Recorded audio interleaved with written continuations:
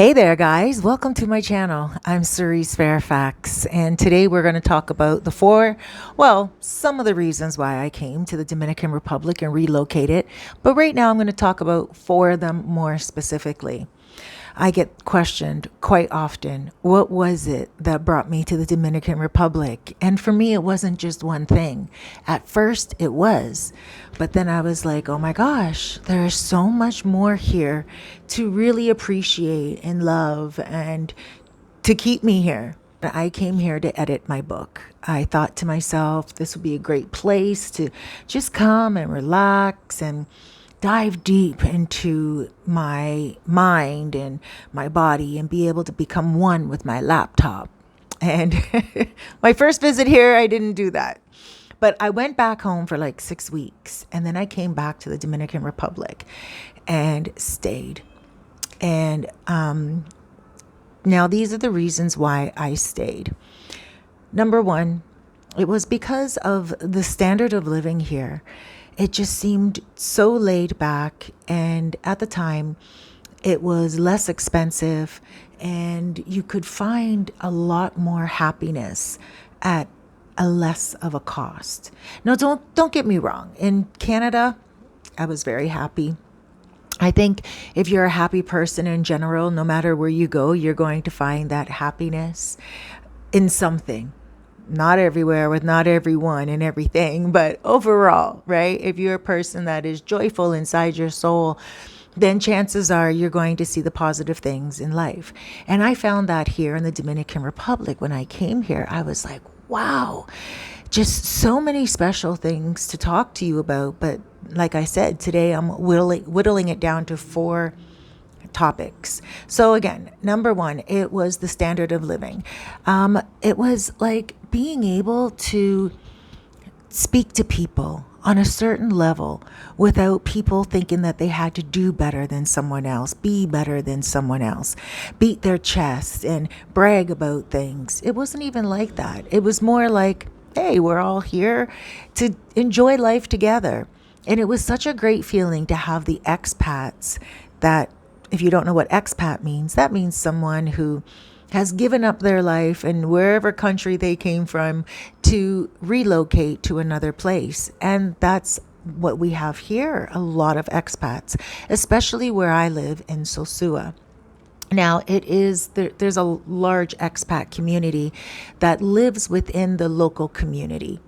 Now, there are some places that are communities themselves, gated communities, not just for expats, but for people who wish to have that type of lifestyle.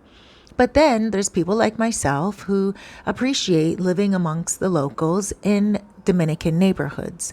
I live in a Dominican neighborhood called Los Chiramicos. It's located in a municipal called Sosua in a province called Puerto Plata, and I love it. And, it took me a moment to actually figure out what I do love, because I did live with a bunch of expats a couple of times in like a gated building. Never necessarily in a gated community per se, but in a gated building. And it was okay. It was all right. I enjoyed it. But I moved here for a different experience, and it was to live and be one with the people, with the natives here of the island. So that's where I found myself living and enjoying, and I still love living like that. And even when I do buy, it will not be in a gated community. It will be amongst the natives, and I will most likely buy something that's already built, or I will buy land and build. I'm still on the fence about that, but that's for another video. So that's pretty much my number one point. I came here just for the living of it all, for the people, and to be able to relocate and feel like I have a better quality of life. Now, another reason why I moved here was because of culture. I love the culture here in the Dominican Republic. I'm still learning things every day, as we all will once we're here. But I love enjoying being with the natives because it is actually so interesting. For instance, I'll give you one point that I really love a lot here. Between the hours of 11:30 in the morning and 2 o'clock in the afternoon, businesses will start to close down. Some of them for 1 hour, some of them for 2 hours. And that is for lunch. And some of them for a small siesta. Yes, some of the business owners, they go to sleep during that time. They have a bite to eat and they go to sleep. And a lot of people, a lot of business owners or people that, are like owning convenience stores, they will go to feed their children. They will go home and they will cook. And it is such a wonderful thing to experience. At first, I was like, why are these stores closing so early in the day? And then my friend that was with me said, oh, it's because they're going home for lunch. And I said, but isn't lunch an important time for them to stay open? And they said, not a corner store, because most people already bought the things that they need in the morning, or they'll get the things that they need in the evening. And if they're going to buy anything, it's going to be food that's already cooked. So they'll go to a restaurant. I found that fascinating. And till this day, I still do. Things usually get quite quiet in the streets around lunchtime because there are a lot of natives at home eating. And they get hungry at that time. And a lot of the people that I talk to and chill out with, I will not say to them that I'm going to meet them at 12 o'clock. No, no, no. I know now not to do that. So a few other things that I like. So I really like that, the culture. Okay. So number one, just to kind of reiterate, number one was for the standard of living in regards to being around expats and locals, and for the price of everything, which was at the time less expensive. And then number two was for the culture. And then number three, for me, it was learning a new language. I wanted to really test myself. Now, you don't have to do that. And a lot of people, they ask me, do you need to speak Spanish here in the Dominican Republic in order to be able to relocate? And absolutely not. Not, of course, not if you have a translator, Google Translator, or if you have anything at all that you can translate with. A lot of people these days, they'll hold like a mobile translator and they'll talk in it. And then they'll put it to the person's ear and the person will listen. And that, a lot of people use, or they'll just use the translator on their cell phone. Or they learn Spanish, and of course they don't speak it fluently, but they eventually learn how to ask for the things that they want and the things that they have to have in order to get by, whether it's food, the bathroom, something to drink. It just comes natural after a while, and you don't have to worry about those things. So for me, though, I never thought I would ever want to speak another language because, I'm 50 now and I've been here for 3.5 years, almost 4 years. And at that time, I didn't think I would ever be able to learn a language. I thought to myself, no, I'm beyond that. But then eventually I started to become more knowledgeable about different words. And I was like, this is amazing. This is another language, but I'm hearing sentences and I'm understanding what people are saying. And of course, even now, I speak a little bit more Spanish, and I speak a lot of Spanish to be able to get by. I can have a conversation. But when people speak to me, I have to ask them to speak slowly. For you, it may be different. For you, you may understand Spanish very well, but not be able to speak it and get the words out quickly enough to have a conversation. Each person is different, but you don't have to learn the language if you don't want to, but it would make life a lot easier for you if you did. And that's in regards to knowing the prices and also respecting the people too that are here and showing them that you're putting a little bit more effort into the language and into the culture. Now, aside from coming here for the standard of living and also for the culture and also for a new language, I think the main thing was I felt in Canada like I was ready to spread my wings. I felt like, why not enjoy this beautiful earth, this beautiful planet, and go visit places that offer something different, like a warm climate all throughout the year.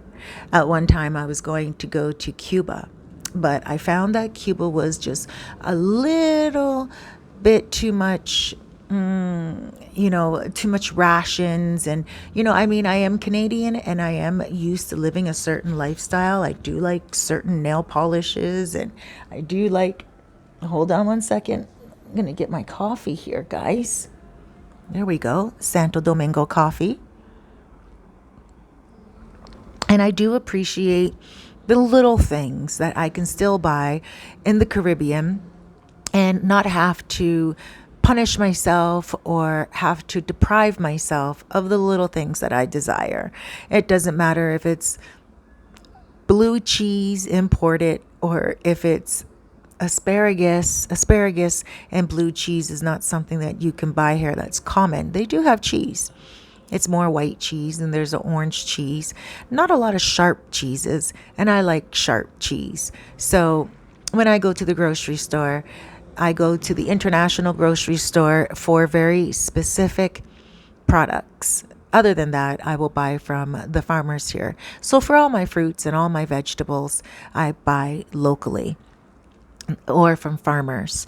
But when I want to buy something like a nice sharp cheese, I will go to the international market, and that is a grocery store. And in Cuba, they just didn't have that ability. So there was no way that I was able to move there as quickly as I was ready to. But when I came here to the Dominican Republic, it was on fire. I was like, this is it. This is the lick. This is what I want. And so you may find the same thing because it offers so much. Like, again, it offered me financially a better standard of life for less amount of money. Now, I do want to stress to you, don't exaggerate if you are Canadian that you're going to get a cheaper type of lifestyle. Things are less expensive, but you're still going to be paying a good price. Americans are a little different. American dollar is a lot stronger than the Canadian dollar. Therefore, Americans, when there is something that they have to buy, it is straight dollar. Like, for instance, here people will say, well, how much does it cost for rent?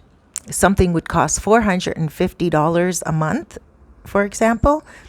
It's based upon the American dollar. So that means that a Canadian would be paying more than $450 a month. So do be prepared for that. When someone quotes you in dollars, not in pesos, they are always referring to the American dollar. Therefore, you may think to yourself, ooh, yes, it is a little bit more expensive. So if you want international products, they are priced at American dollars as well. Although you're buying them in pesos, you're still going to get that extra little hit from it being imported here from the States. Now, let me give you another example. The gas is very expensive here. Gasoline is very expensive. So if you're a person that likes to drive around a lot, then expect that to be more expensive. You might want to opt to get yourself a driver that has a propane tank, and they take diesel or propane, literally what you put in a barbecue. There are a lot of people that have rigged their cars to be able to put a propane barbecue tank in their vehicle, and they use that to get around in. And that's quite often used here. As a matter of fact, I've been in many of those vehicles, and the owners, they just don't smoke cigarettes and they're totally fine. Now, you might want to get around on a scooter, and that also uses propane, which is very inexpensive. Now, if you decide to buy a car, then you would have to think about what you're going to buy and who you're going to buy it from. Cars can sometimes be expensive as well. So there's not a lot of financial break unless you are willing to buy outside the box. For instance, a secondhand car or a secondhand motorcycle, scooter. Scooters here are called pasolas, and the motorcycles here are referred to as motos. So go secondhand because you can always get it fixed. And Dominicans and also Haitians here are quite resourceful when it comes to fixing things and patching them back together and making them last a lot longer than you would believe. Right now, it is allowed because a lot of things in Canada, when it comes to the emissions and stuff of that nature, You're not allowed to really do too much patchwork because of pollution and everything. But as it stands right now in the Dominican Republic, there's not a lot of pollution, but there is a lot of ways that you, again, can be resourceful and patch up your secondhand car, secondhand motorcycle, or secondhand pasola, scooter. And again, you can get a secondhand car, and quite often they will transform that, convert that into a car with a propane tank. So those are some ways that you can save money as you're living here in the Dominican Republic. If you're Canadian, again, please don't think that it's going to be dirt cheap. You will start to count your pesos. You will start to notice that things do add up. One thing that is still very inexpensive compared to North America is the rent. Now, a lot of people have the misconception that the rent is still the same price as it was 3 years ago. And it's not. It definitely isn't. The prices have gone up. And a lot of apartments that were one time $450 a month, $550 a month are now $700 and $800. Absolutely. The other day I was speaking to a friend of mine, Jeff, and he said to me, Cerise, I really wanted to stay at so-and-so's place, but there was no possible way. Jeff is Canadian. And I said, why not, Jeff? Why? Why wouldn't you stay there? It was crowded, because it's high season. And in high season, things get crowded and prices go up. High season, just in case those of you who don't know are wondering, it is usually from October to May. Kind of like cottage season in North America and the colder parts. Cottage season is from May to October. That's low season here. It's high season in the colder areas. But so I said to Jeff, why? Is it because he's totally crowded, this place? And Jeff said, no, it's because the prices went up almost double. I was like, really? And he's like, yeah. He's like, last year when he was here, he paid $550 and now it's $900 a month. And I was like, ooh, yeah, those prices did go up quite a lot. Now, the reason why it's going up is because a lot of people are relocating here. Before, the Dominican Republic was a well-kept secret. But then due to a lot of people like myself who have tapped into the area, and a lot of people don't like this, actually, we have shared the joy with a lot of you people around the world. And not only have we showed you guys a way to tap into the economy here and come here and enjoy yourselves, now we are actually, a lot of us vloggers, especially here on the North Coast, we are helping the economy for the Dominicans as well. Now, it does take time to even itself out. It really does. But it just happens that there's a wonderful president right now that's trying to even things out. And right now, there is no minimum wage. So that does need to go up in time. And the prices sometimes for the food does reflect like the workers are getting paid a lot more, and they're not. So something fell. The workers are not getting paid a lot more. You may go to a restaurant and let's say wings or pizza is comparable to the prices back in North America, maybe a couple of bucks cheaper, right? You would think that it would reflect in the pay of the people that work here. It doesn't. Some people that work here get 400 pesos for the day. That's $8 for an 8-hour shift. Some people work a 4-hour shift and they still will get 400 pesos a day. Okay, so that's $8.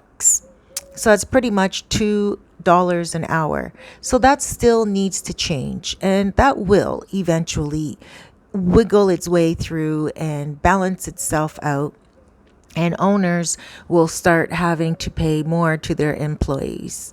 But that's going to take some time still. So a lot of you guys are coming here, and a lot of you guys are now buying land. You guys are now building, and you're wondering, what is it that is more beneficial than living somewhere else? Well, the climate, and again, the rent is less expensive. You're not going to get it at rock bottom prices, but you are going to get it less expensively.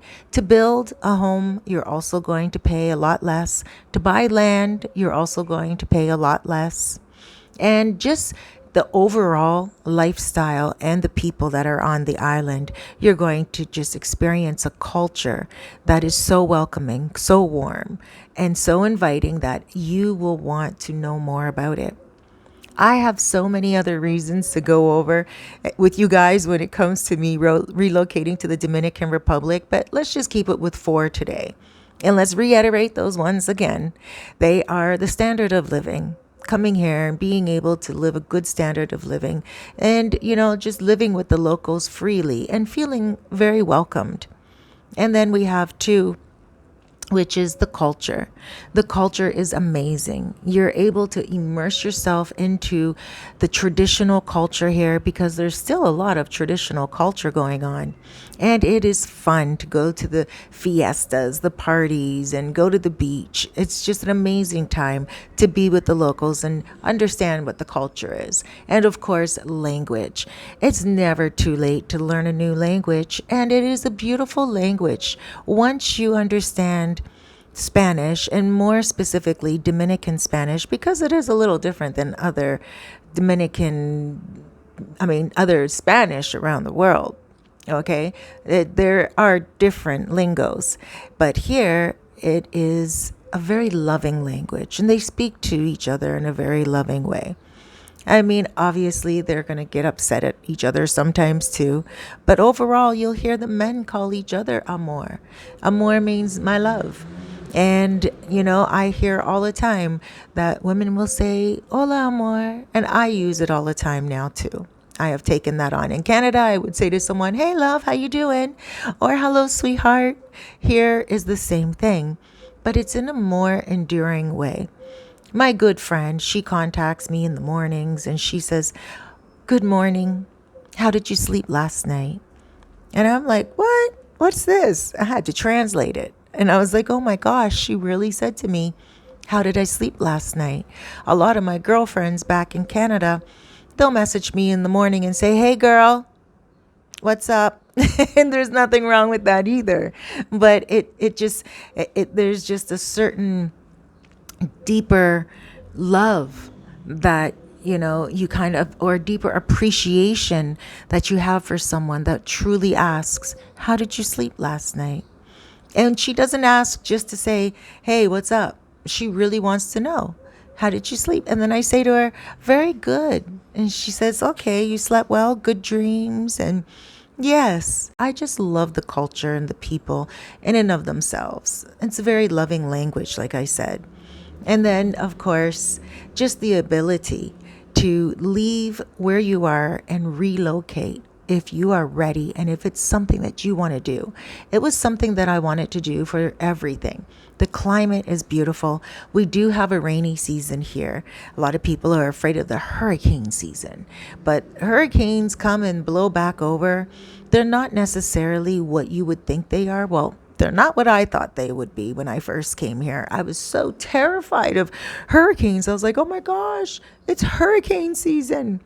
And there are a lot of heavy rains, but it's not necessarily going to be so heavy that it's going to, flood your home, unless it's, of course, a rainy day and you're on the main floor and you don't have any protection. Of course, things can happen, but overall, most homes are protected, and there was a hurricane one night, and I slept right through it until the morning, and I woke up and I heard on the news that a hurricane passed, and I was like, wow, isn't that interesting?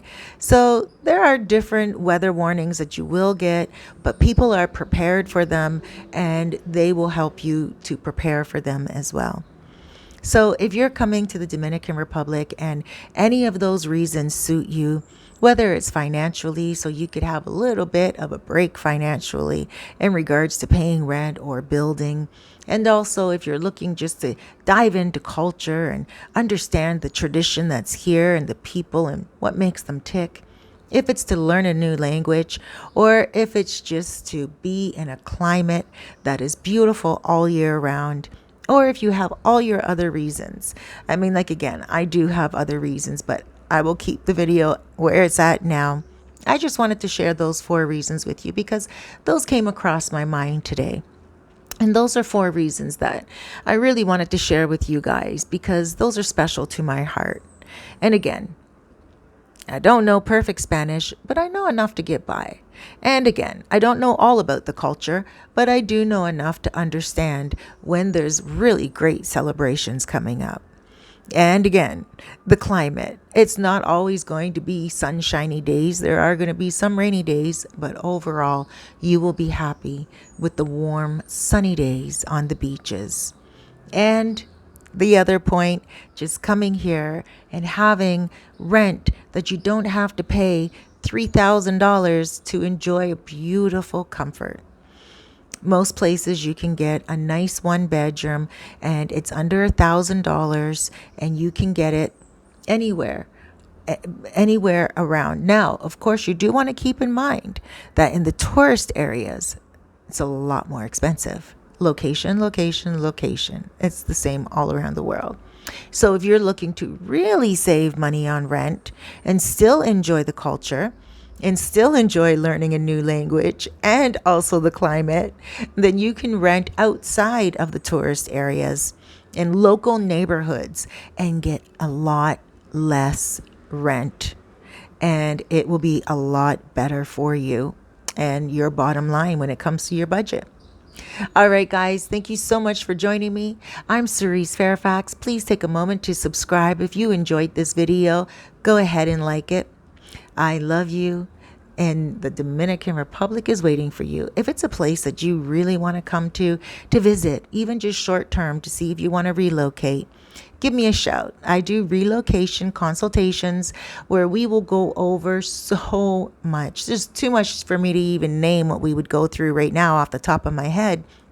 But some of the things are doctors, dentists, tours, and barbershop, salons, bank accounts, and I will give you the numbers for everything that you need, and also a small tour if you want when you arrive here, and help you get an apartment to match your budget if I have any available.